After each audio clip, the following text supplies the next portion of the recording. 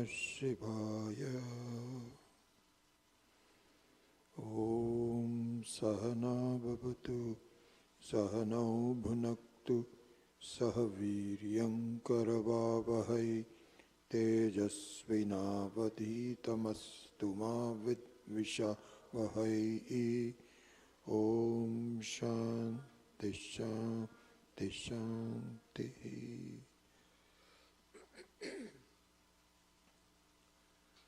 So we were going over the topic of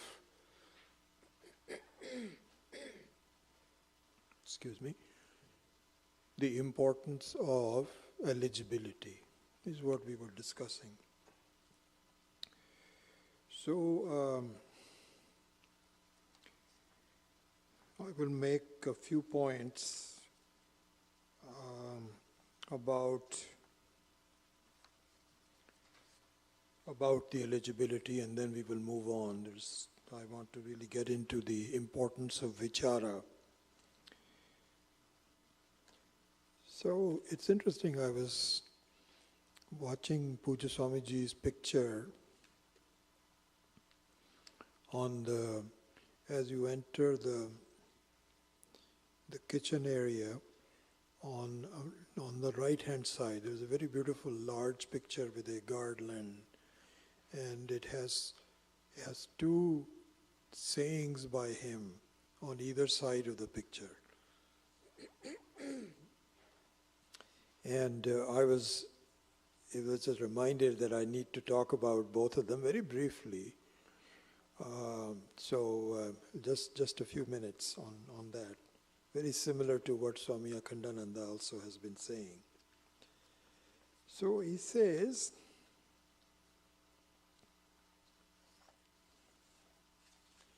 so this concerns the topic of Purnatvam. What is Purnatvam? So Swamiji had, in that picture you will say, you are the whole. No, I'm sorry. He says, you want to be the whole, W-H-O-L-E, the whole, Purnaha, because you are the whole. This is what the saying is. And by the way, on the left-hand side, it is saying that God is not something to be believed in, it has to be understood. And it's very right, that's exactly what we have to do. As we become more eligible to understand God. It's not that we don't, He's already here, but we just don't know Him. That's all that happens. So some introduction has to be done, and that's what eligibility proves. Anyway, that's a separate topic, we'll come to that. But let me go back to the Purnatvam. Swami Akhandananda makes exactly the same point. He says, listen, and by the way, this point is related to Aparokshanubhuti. Aparokshanubhuti means the self. The meaning of Aparokshanubhuti is the self. It's me. It's the reality of who I am. That's what Aparokshanubhuti is. So, if you look at Puja Swamiji's point about the wholeness of the human being, it's a very important thing to see. What we want in our life, really speaking, is completeness of my being. Anything short of that can just give me some temporary relief. And this is exactly what we do in our life, is that you want complete freedom, complete relief from all problems, But since you cannot seem to get it, you settle for a compromise. You settle for, at least for the time being, let's be happy. We don't know what else to do. So the mind always keeps on saying at all times, at every one of us at all times, I'm not done, I'm not complete, I'm not completely happy. Okay? And you say, okay, I understand. Okay, let's have ice cream. So when you have ice cream, your favorite or something, you at least, the mind stops for a while, bothering you.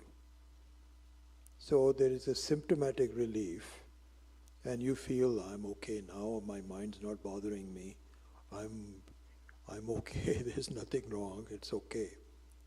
How long? How long will that happen? So after a while, the mind says, no, I think we should need to see a movie. Because this is boring, I have nothing to do, and there's some new movies that have come on, we need to see it. So then again, you are again trying to do that. So we don't know how to have, so there are two aspects to this. The mind never ceases, the person through the mind never ceases to become complete at any time. But since we don't know what completeness is, we settle for incompleteness. This is the situation. So, now we say this. This is where vichara is important.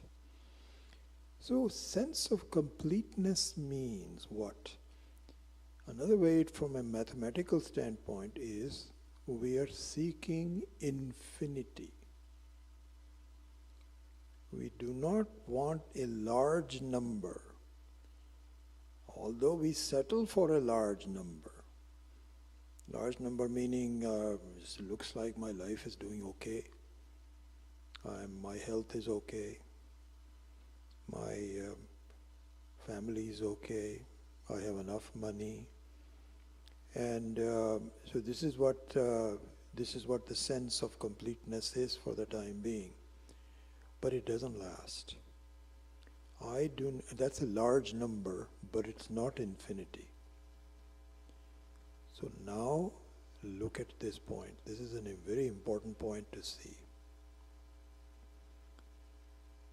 Don't you see that the sense of infinity, sense of completeness, sense of purnatvam, Purnamadav Purnamidam Purnat Purnamudachyate, Purnam, must include you?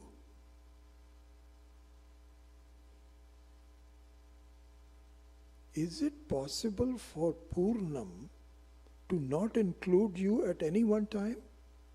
What kind of a Purnam is it? That's like saying infinity can be an extremely large number. No. No matter how large the number is, it cannot be infinity. So the nature of the self, the Aparoksha, is Purnatvam. This is what Aparoksha means.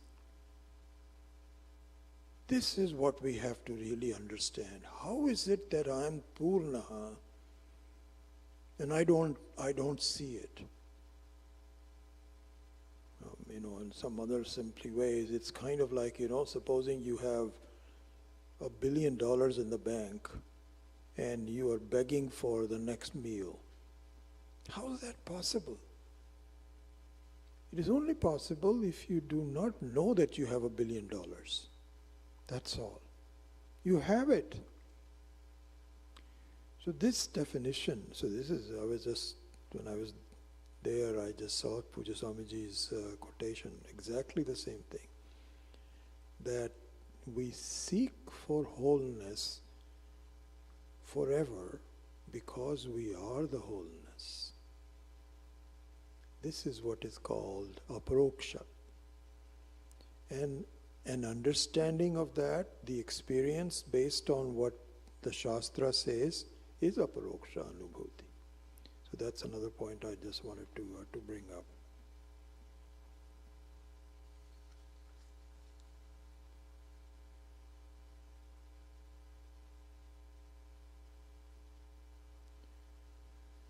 So there, now in verses, I won't go in through as I promised, I won't go through verse by verse. But in the verses 5 or 6, the elements of the sadhana are given. And so we all know that. We already talked about Vairagya. So Vairagya, we already said that, really speaking, you remember what we talked about it? What we said was that in non-focus on things that I see and experience should be given to a focus on things, on how I see it. So there's another way to, Vedanta expresses this very point. It's what is called Karya Karana Bhava. Karya Karana Bhava. So the Vairagya means that you should move from being absorbed in the effect and move towards the cause that causes that effect. The more you do that, the better off you will be. You're wasting your time in the karya because this is not what it is all about. So that was exactly what we were saying in some other way, that Swami Akhandananda was saying that if I give you an advice as a friend, please spend more time analyzing the dream rather than the waking world. Exactly the same thing. How does it come about? I was talking about the Bhagavan is a Badmash Admi. I think that for him to present us with this phenomena called a dream is extremely well thought through. There is a lot of significance to it. As we will see, I'm going to be starting a course on Mandukya Upanishad with Karika, and which is supposed to be one of the most advanced Upanishads. Out of the Upanishads, it is very advanced because it is very precise, and it requires that you know all about different kinds of vivekas and so on. In the final analysis, it says you must look at the 3 states of experience. This is where the final door to freedom is. And so there, Gaudapadacharya spends a lot of time, a lot of verses, like 300 verses, on the dream itself. Because it is not on the dream. In the Western world, for example, they discuss all about, if you have this kind of a dream, what does it mean? If you have that kind of a dream, what does it mean? We don't go into all of that. Freud and all those kinds of things, that's not what it's all about. But the very process of dreaming is extremely productive for us. Why? Because therein lies the freedom from the Jagrata Avastha. We cannot be free of the problems of Jagrata Avastha until we understand what the process of dreaming is. So that's also another way of like Karya Karana Bhava. There are different ways to express it. So Vairagya we have already, I think we've talked enough about it. Let's look at some of the other aspects of eligibility. Sadhana Chatushtaya, I think you pretty much know. You know the four of them, which is Viveka, Vairagya, Shamadhi, Shatka Sampattihi, and Mumukshutvam. So very briefly, we can go into that. I won't go into the details of that. So Vairagya, I think we pretty much do. Viveka provokes Vairagya. Until you have Viveka, you cannot do Vairagya. So Viveka means you must understand what is real, what is unreal. You cannot give up something. Like for instance, a simple example is that suppose you, Swami Maheshananda gives this example. I remember in his books, one of the books that I studied, he says that I was invited to give a talk at somebody's house in Calcutta, Swami Maheshananda. And he said, when I got there, I saw a beautiful bouquet of fruits, and it had some mangoes. And he says, I'm very fond of mangoes. So I thought that as soon as my talk is over, I'm going to ask the host to please serve me these fruits. And so he says, I started to go towards it, and my host said, sir, this is all stone fruits. They are not real fruits. He wanted to save me in the embarrassment of actually taking one and so on. This is called Viveka. As a result of that, would he have a desire to eat that fruit anymore? No. Because he already knows this is false. So the reason why we hanker after things in our life is because we don't know it is false. We don't know it. And so we think it is very real. It is really going to help me. I can do this, I can do that, and I have this unreasonable expectation that I think I can be very happy. I remember Swami Dayananda used to say this. He said, all of us are walking around with a to-do list, which is very long. So you ask somebody and you interview someone and say, how's your life? How are you? How are things? So he says, oh, we're doing very well. Everything is okay. And you just persist. You persist for a while. Really? He says, oh, there are a few problems here and there, but I think I can solve them. I think now that if I do this, if I do that, then I will be okay. Well, when are you going to do that? Well, I'm working on it, In the meantime, you actually may solve a couple of those, 4 or 5 other ones come up. And if you are at my age, you will see now the body is starting to deteriorate.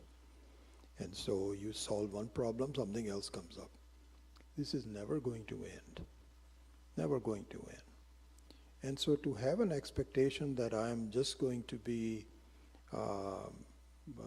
solving my own problems, the sooner you agree that this is not the way to do it, the better off you will be. We are still considering everything to be real. Real meaning they're useful, and I think I can overcome the problems. It is like a dream which will only end if you wake up from it. It is not going to help you otherwise. We'll go into this more in much more detail. So what all I was saying was that Viveka is important.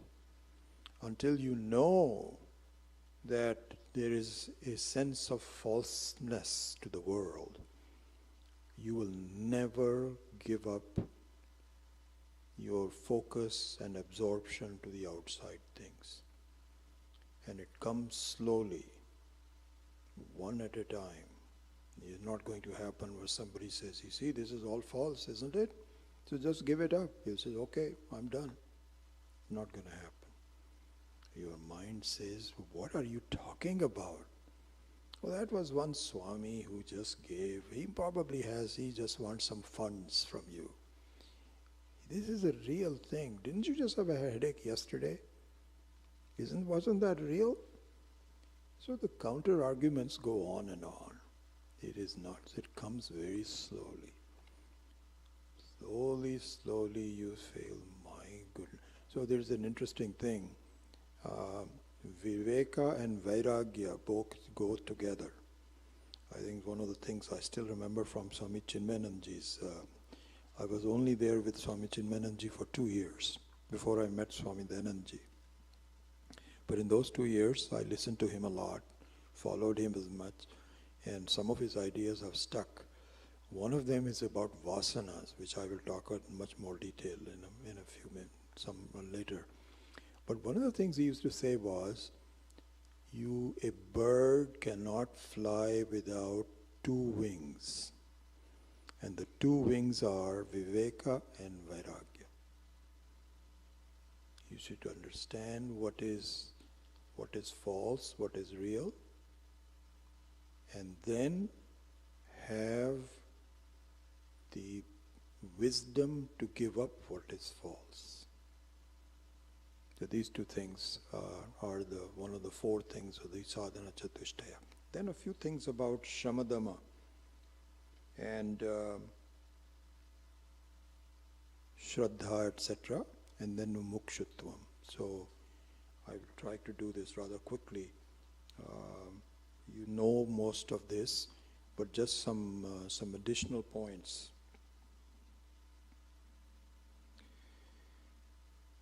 So, just trying to combine some things together.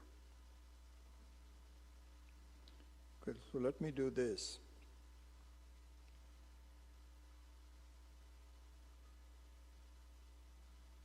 So, I want to comment on vasanas and its relevance in our life. Importance of understanding vasanas. What does it mean? And I don't know if you remember or if you're seen the BMI chart from Swami Chinmayananda, where he would have an Om signs on the top, and then you have these 9 things, BMI, OET, etc. And in between there is a V, which says vasanas. And I think I understood it to a little bit of a degree, but not nearly as much as now when I really think about it from the comments from all the Swamis and so on and so forth. So what is vasanas? And a relevance of that is an important thing to see for us. So what it is said is, we are a result of our past. There are some things happening already with prarabdha, as I mentioned earlier. Things are happening. So this is what is called a flow of your life based on your vasanas. The vasanas, of course, means the technical meaning of vasana is the leftover from a previous action. Just like, for example, when you cut onions, and then the onions are so strong that even after you wash your hands, the smell is still there. This is called a vasana. So we should see that our life is really full of vasanas from previous actions, previous tendencies, previous conclusions, previous directions. And they are continuing on. One thing leads to the other. Every time you do something new, it adds to the vasanas. This is what prarabdha karma is. Okay? If you continue to live based on vasanas, you're going in the wrong direction. Wrong direction means you're going towards samsara versus Ishvara. So they consider this as 2 ends completely. The one is Samsara means that just continuing to be born and dying again under the spell of all my experiences and so on and so forth. This is what samsara is. Samyak sarati iti samsara, one which is continuously moving. In fact, there's an interesting, I can pause and give you the distinction between Jagat and Samsara. So, Jagat consists of Jayate Gacchati iti Jagat. Jayate means one it is born, and Gacchati means it is gone. Born, gone. So this is the nature of our experiences, is that we get new experiences, and before we can catch on to it, it's gone. So it is exactly like a flowing river, where you don't have any one particular wave. It's just a flow that continues on. This is Jagat. And this is what the creation of Ishvara is. This is how we see. Okay? And by the way, there is nothing wrong with this. There's nothing wrong with this. Jagat is a harmless entity. It's something to be enjoyed. What makes it problematic for us is that we convert a Jagat to samsara. And how do we convert a Jagat to samsara? By making it stop. I don't want this to be happening. I don't like this. I don't like such people. I wish these things would happen. There is a general flow. We have presidents come and presidents go. Problems come and problems go. And for us to try to have our own superimposition, these are my likes and dislikes, and this is how I want to do it, and you cannot. If we have the wisdom to realize that, I cannot really stop this world. Stop the world meaning things happening to me and so on, then at least we'll be okay. But we don't. We keep hoping that somehow I will be able to manipulate it, one form or the other. And how we do that? Through expressions of these are my likes, these are my dislikes. Swami Akhandananda gave this example. He said, he says that suppose you feel that, let me see what the exact example was. Hold on just a second.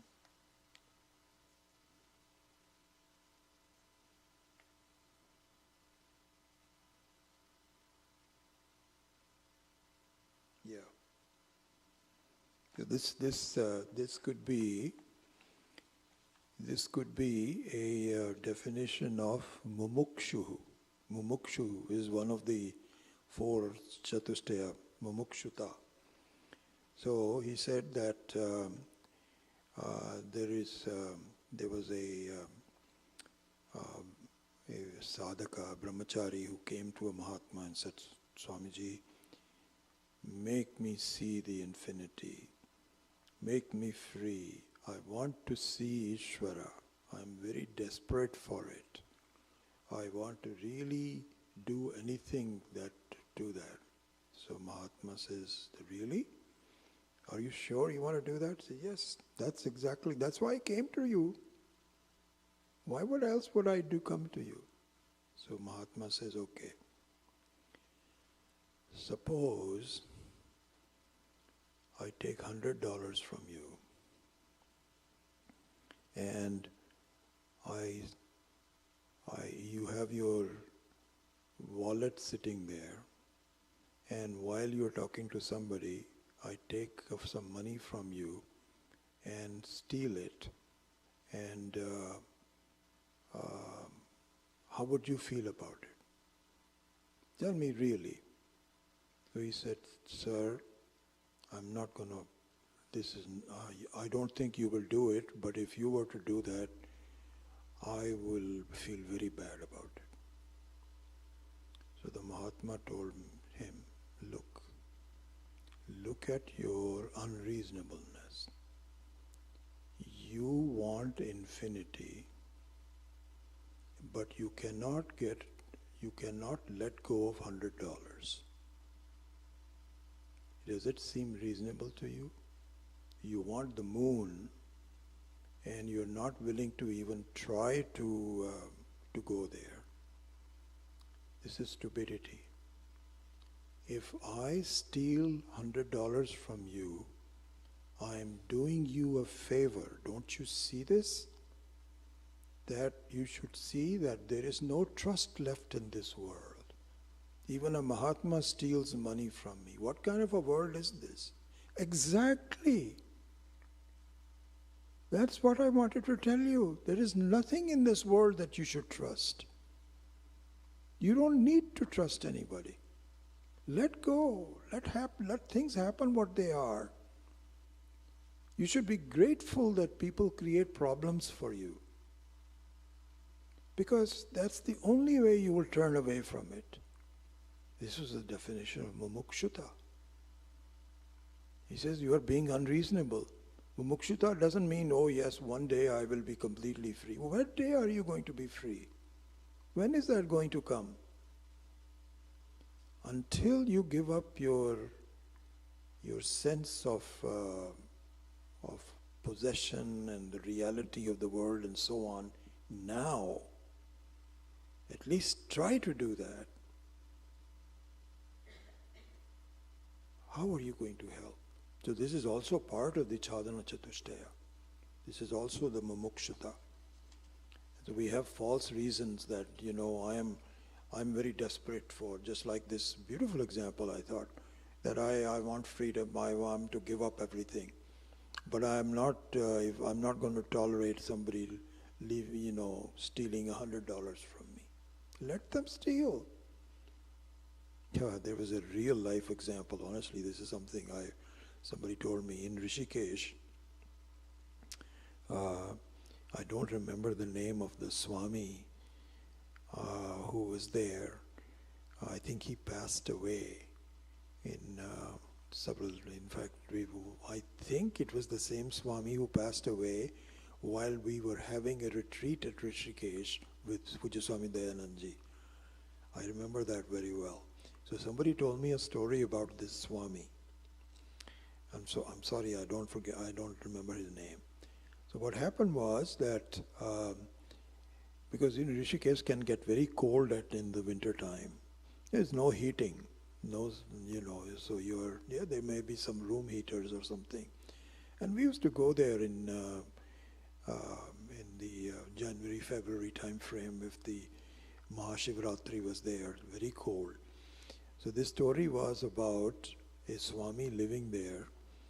And when he got back to his room after breakfast, he said, my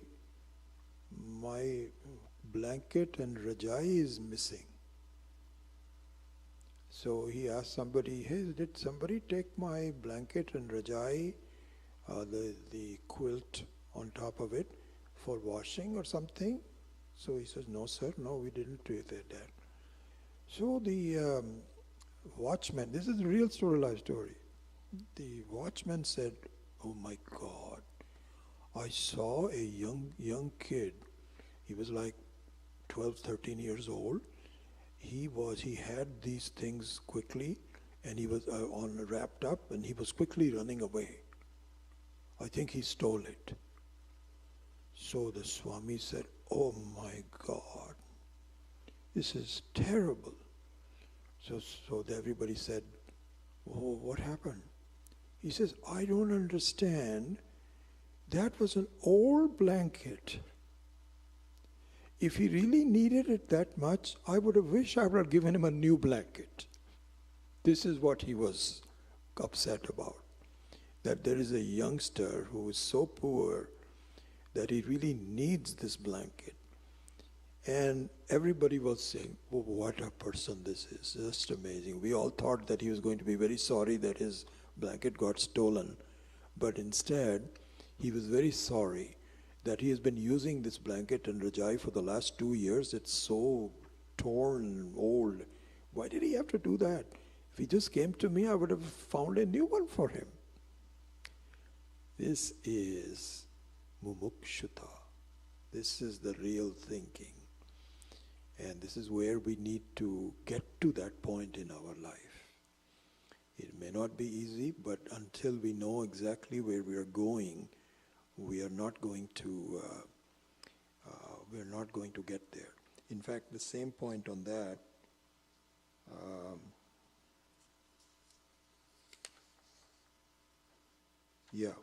So I'm bringing in from the various points and so on to keep the flow going. There is another one, Shamadama, Uparama, Titiksha, etc. One of them is called Samadhanam. Samadhanam. So what is Samadhanam? Samadhanam means, in fact the definition is given here. It says, Chitta ekagryam tu tat lakshye samadhanamiti smritam. I think it's either in the verse or this is a commentary by Swami Akhandananda. What it says is, you must keep a singular eye towards where you are going. It must be very clear to you, this is what I want to get. I want to have total vairagya. Oh Ishvara, help me to do that. At this point I don't. I am still tied up to trivial things in my life. But can you please help me get to a point where I become Purna? This is what is called Samadhanam. If you don't know exactly where you're going, how are you going to get there? It is like, going to a railway station and says, give me a ticket. So he said, yes sir, to where to? That I'm not sure of. Just give me a ticket. He said, sir, wait. I cannot give you a ticket. I don't know where you want to go. So this is exactly what Samadhanam is that you have a very clear idea. It's not as though you've reached there. That's not the point. But at least the idea of where you want to go must be rock solid in your mind. If you do, then your decisions about the world, decisions about what should be done, what should not be done, will be consistent with that view. You may be disappointed, that's okay. That's all right. But at least you have a very clear idea of where we're going. So this is also the same thing on vasanas. And here I will present to you one thing that Swami Viditatmananda once pointed out. This was when I first met him. This was back in 2000, I don't remember when he first came. In fact, I was very fortunate that when Swami Viditatmananda first came from India for the first time here, Swami Dayanandji asked me to introduce him. I still remember that so well. I was saying, Swamiji, thank you so much, but I didn't know much about him. So I had to quickly find out, what his name was and when he was a brahmachari and where he was in Ahmedabad and so on. I don't know whether he would remember it. When I see him, I'll probably try to remind him. But he gave a story which was very, very illustrative of the same point about vasanas. He said, suppose, and the same thing about Samadhanam, I'm going to connect all those. He said, suppose you buy a new car and you want to take your family on showing what this car is. So of course you want to drive. Where are you going to go? You're going to go where you can show off where the car is doing well. freeway, how smooth it can drive, curvy roads on the mountains. My God, what a lovely, very nice German technology, all of that. You are going to choose where you're going to go, isn't it? You're not going to go to some muddy area or some difficult areas and so on. So this is what would be called vasanas. Vasana means that you have some ideas, you have some situation, you've got a brand new car, and you just want to, it doesn't matter where you are going, you're just enjoying yourself. This is one thing. Now suppose you're going to catch a flight. And this is a real life example. I don't remember whether my wife was with me or not, but I think she must have been. I don't know if you'll remember this. I was going to go to San Francisco. Anyway, let me make the general point, then I will give you the example. If you're catching a flight,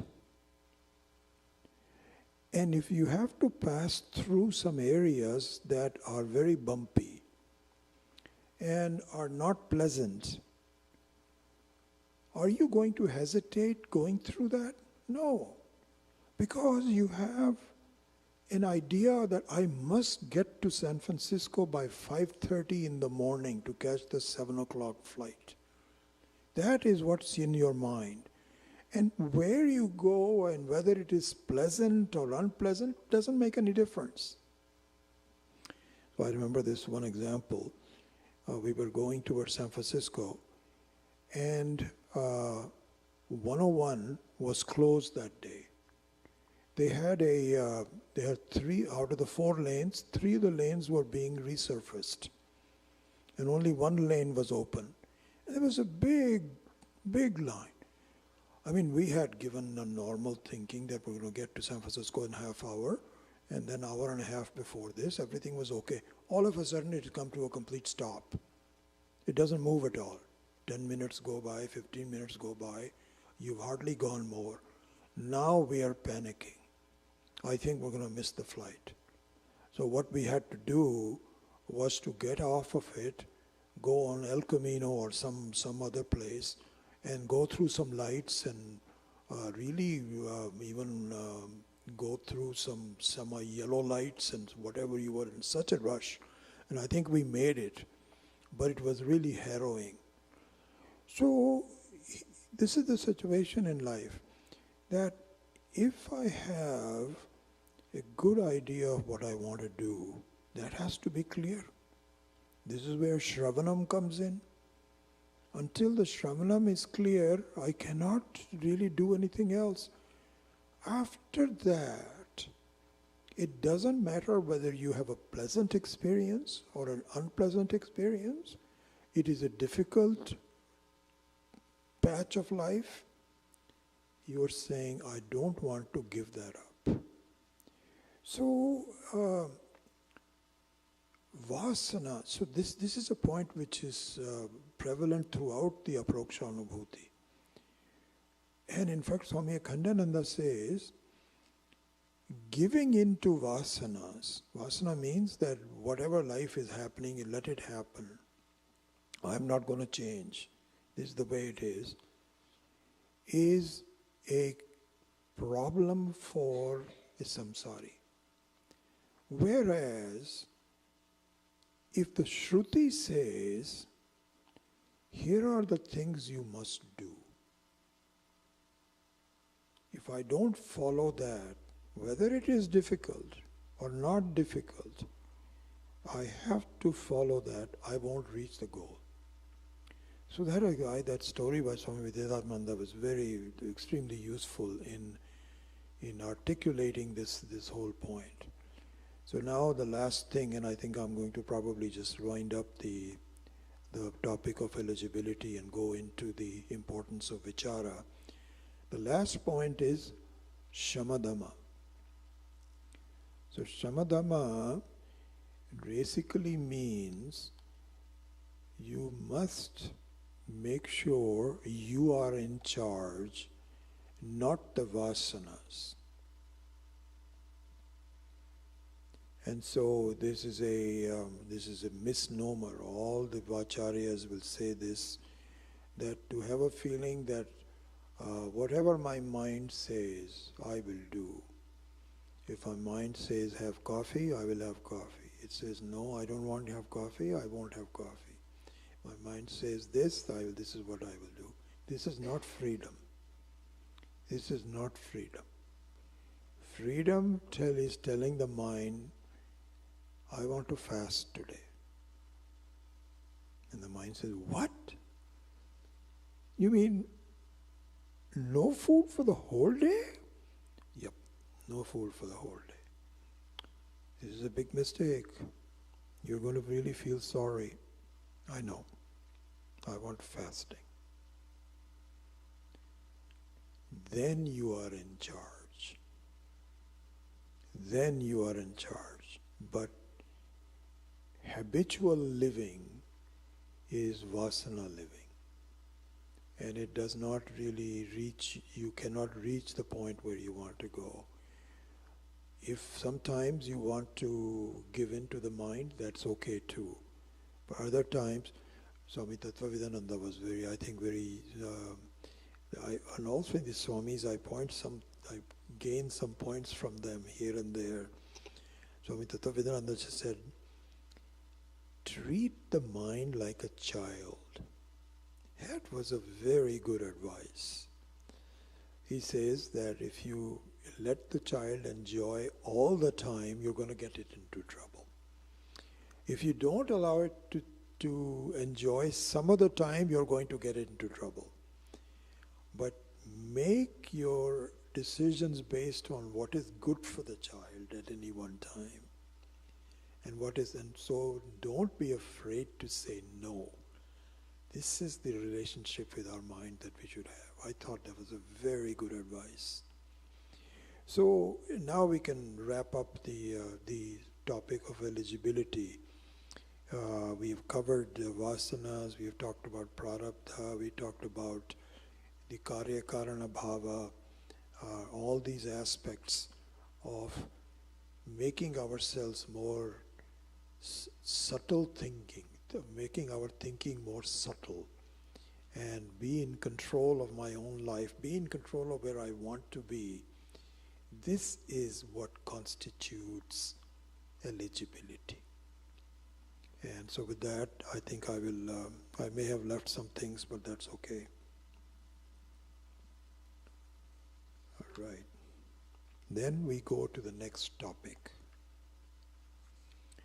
The next topic is the importance of vichara. What is vichara? Vichara means to think, to be in control of your mind and to think. So you say, well, right, so what's the big thing about it? There is one very big thing that you should be very aware of, which is very central to Vedanta, Advaita Vedanta, which is very different from something unique, which is different from the yogi's thinking. The yogi. It is different from the thinking of bhakti alone. So let's look at the three of them. There's yoga, there is bhakti, and there is Advaita Vedanta, Jnanam. Okay. In yoga, the primary objective is to eliminate your thoughts. And Buddhism also is a variation of that. Buddhists also feel that thoughts are a problem. Thoughts need to be diminished, and pretty soon if you are able to completely give up thoughts and be silent, you'll be okay. I go back to, I'm sitting here in the chair when I can visualize Puja Swamiji talking one time, when I was sitting there like you are. And I still remember this one point that he made. He said, you know this Buddhist vipassana, he says, can I give you some advice? Don't ever go to it. This is idiotic, where you force yourself not to think, not to talk, and be in this silent state for a long time. This is the most idiotic thing that you can think of. And it might even give you some fun and pleasure. This is also Puja Swamiji talking, not my thoughts. I never really even looked into the Vipassana, but I have some friends who've gone there and they just extol it. He says, oh, Vijayji, you must go to the Vipassana. That was wonderful. I had already had this talk by Swamiji, so I know exactly what's going on. This is stupidity. So the Buddhism also has the same idea as the yogis do. It's somehow if I do yama, niyama, asana, pratyahara, dhyanam, this, that or the other, I am going to be very quiet. Like we did this morning, that was kind of like a miniature samadhi. Then it was very pleasant. So let's do this again. Where are we with that?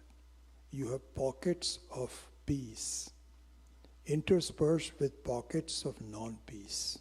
You are exactly the same way that you are now. This is not the objective of a freedom. So this is the yogi's thinking. Then you have the bhakta's thinking that somehow if I just do bhajans and I invoke the Lord and I become one with Ishvara, that would be it. If it's not in this life, maybe in next life, but this is very joyful. I want to just give completely outside, give myself to the outside Ishvara that I can visualize. This is the bhakta's thinking. Neither of them are realistic. Why? Because your abhimana, your identification, this abhimana is a very important concept and a word for Vedantins. As long as you have any abhimana, in fact it just permeates through the entire teaching of Swami Akhandananda. Any abhimana that you do is a temporary solution, not a permanent solution. Any identification you have is not good. There should be no identification whatsoever. So in the case of a yogi, the identification is that I am, so consider this. Swami Dayanandaji's points. Swami Dayanandaji used to say, consider this. When the yogi comes out from a deep samadhi, and I don't deny that perhaps vipassana will give you practice of doing samadhi. I don't know, I've never been there, but I would assume so. What's your feeling when you come out of it? I am a very fortunate jiva that can have this kind of experience, isn't it? In some form or the other. That means what? You still have an abhimana towards being jivatvam. You're still a jiva. You're a fortunate jiva, better than some of the other ones, but you're still a jiva. Is this freedom? Is this freedom? No. And if you are a bhakta, to say that I am always going to be devoted to God, and I'll go to Vaikuntha, I'll be very near Vishnu. You still have abhimana as a bhakta. Is that freedom? No. Then what is freedom? Freedom is have no abhimana whatsoever. You are not a jiva. You are the very content of what Ishvara is, which is Brahman. It has no, it's Purnaha, it's already, we'll talk more about that, I'm just giving you a very quick introduction. There's no abhimana towards anything. A simple example of that would be, you're the very space. You're not a room space. A room space has an abhimana that I am this beautiful hall. So if this is what is called Chidakasha, so if you have an Akasha with some consciousness, then you will have the personality that this is a very nice hall, wow, this is much better than the bathroom, small rooms, abhimana. So you tell the room space, you are my dear fellow, you are not the room space, you are the total space. And as long as it is not understood, the abhimana stays. So therefore, we can say now, the reason I mentioned this, and we will do this tomorrow morning, the importance of vichara. Until the abhimana is eliminated, there is no freedom. And abhimana can only be eliminated through vichara.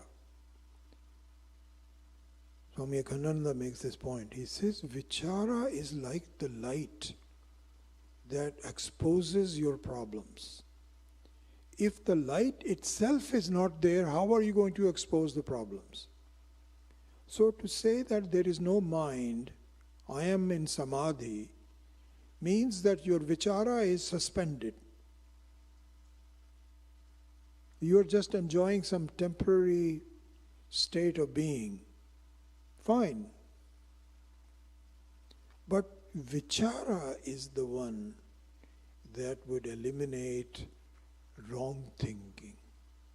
So here, Swami Puja Swami Dayananji also used to mention this very well, and we will also. This is what is called vritti jnanam. You may have heard of that. Vritti jnanam. So the vritti has to be there. Vritti finally also disappears, but it has to be there until the final freedom takes place. This is very well given in the Atma Bodha by Shankara, where he says that like if there is dirty water in a well, you drop a kataka powder into the well. And what that does is, so the kataka powder is like a vritti. It cleans the well and it disappears itself. Beautiful example. So all I'm saying is that the vichara is important. Thinking is important. Your owning it up is important. Until you do, just to say, I have no thoughts and I'm happy, is not freedom. So this point we will explore further tomorrow morning when we meet for our fourth class.